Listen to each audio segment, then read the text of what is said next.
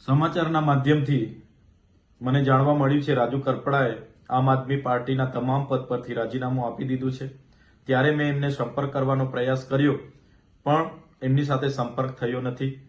હું જ્યાં સુધી રાજુભાઈને ઓળખું છું ત્યાં સુધી એ ખેડૂતોના મજબૂત નેતા છે। આમ આદમી પાર્ટીમાં રહીને ખેડૂતોના ન્યાય માટે અનેક લડતો એમણે લડી છે। એમાંની એક લડત બોટાદ કડદા પ્રથા નાબૂદ કરવા માટે એમણે હળદરમાં આંદોલન કર્યું। એ દરમિયાન એમને 100 દિવસથી પણ વધારે જેલમાં પણ રહેવું પડ્યું। ત્યારે આ ભાજપ સરકારની નીતિ રહી છે કોઈ પણ વિપક્ષના નેતાને ડરાવવાનું, ધમકાવવાનું, દબાવીને કઈ રીતના એમના તરફે લઈ જવું, કઈ રીતના આંદોલનને દબાવી દેવું, આંદોલનને તોડી દેવું, એ જ નીતિનો ઉપયોગ એમણે આ વખતે રાજુભાઈ કરપડા પર પણ કર્યો છે। જેના વશ થઈને રાજુભાઈ કરપડાએ રાજીનામું ધર્યું હશે એવું મને લાગી રહ્યું છે।